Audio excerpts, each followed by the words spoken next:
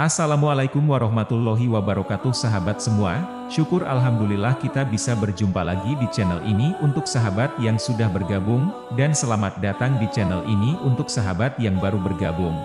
Sholat 5 waktu merupakan kewajiban yang tidak boleh ditinggalkan bagi umat muslim, karena sholat juga merupakan tiang agama. Kemudian sholat juga menjadi amal yang pertama kali dihisab nanti di hari kiamat.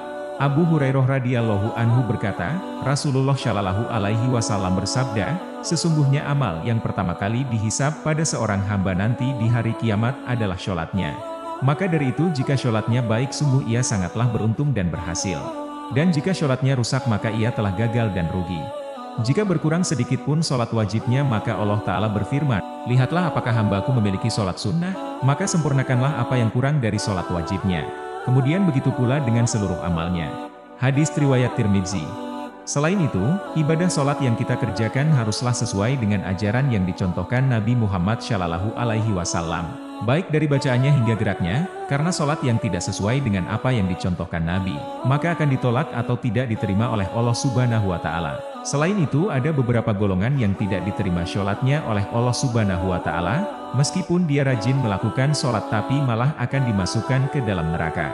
Untuk itu pada video kita kali ini, kita akan membahas tentang 5 golongan orang yang sholat tetapi mereka masuk ke dalam neraka. Semoga kita tidak termasuk salah satunya. Yuk simak bersama.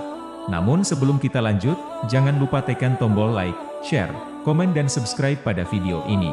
Untuk sahabat yang sudah menekannya, saya doakan semoga semua dua sahabat diijabah oleh Allah Subhanahu Wa Taala. Amin ya robbal alamin. Golongan yang pertama, orang sholat tapi suka berdusta.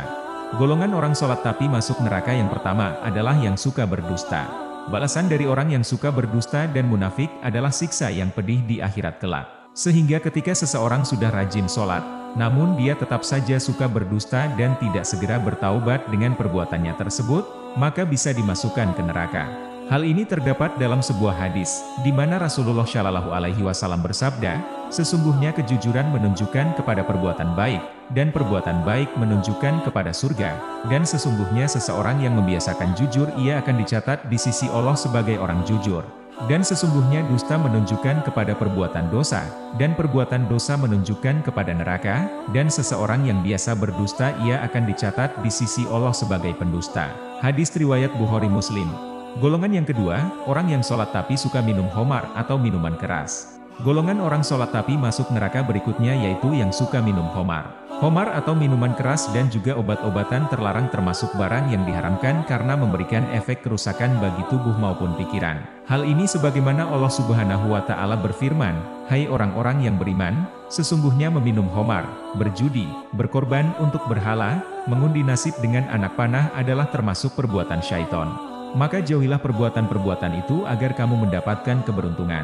Quran Surat Al-Maidah 90. Sementara itu, Rasulullah Shallallahu Alaihi Wasallam bersabda, Allah melaknat atau mengutuk khamar, peminumnya, penyajinya, pedagangnya, pembelinya, pemeras bahannya, penahan atau penyimpannya, pembawanya dan juga penerimanya. Hadis riwayat Abu Dawud dan Ibnu Majah. Golongan yang ketiga, orang yang sholat tapi tetap percaya dukun.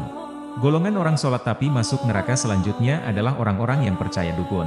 Percaya kepada perkataan ataupun ramalan dukun termasuk perbuatan dosa besar karena mengandung unsur syirik. Rasulullah melarang umatnya mendatangi dukun atau peramal, terlebih mempercayai perkataannya. Hal ini sebagaimana sabda Rasulullah Shallallahu Alaihi Wasallam berikut ini. Barang siapa mendatangi peramal lalu bertanya kepadanya tentang sesuatu, maka tidak diterima sholatnya selama 40 hari. Hadis riwayat Muslim dan Ahmad. Barang siapa mendatangi dukun lalu mempercayai apa yang dikatakannya maka ia telah kafir dengan apa yang diturunkan kepada Nabi Muhammad Shallallahu Alaihi Wasallam. Hadis riwayat Tirmidzi, Ibnu Majah, dan Ahmad. Golongan yang keempat, orang yang sholat tapi tidak menjaga lisannya dari ghibah atau menggunjing. Golongan orang sholat tapi masuk neraka juga termasuk orang-orang yang tidak menjaga lisannya dari ghibah atau menggunjing. Berprasangka buruk atau menggunjingkan seseorang dengan atau kejelekannya termasuk perbuatan dosa, sehingga Allah Subhanahu Wa Taala melarang keras hambanya melakukan ghibah. Hal ini sebagaimana firman Allah Subhanahu Wa Taala dalam Quran Surat Al-Hujurat ayat 12 yang artinya, hai orang-orang yang beriman, jauhilah kebanyakan prasangka, karena sebagian dari prasangka itu dosa.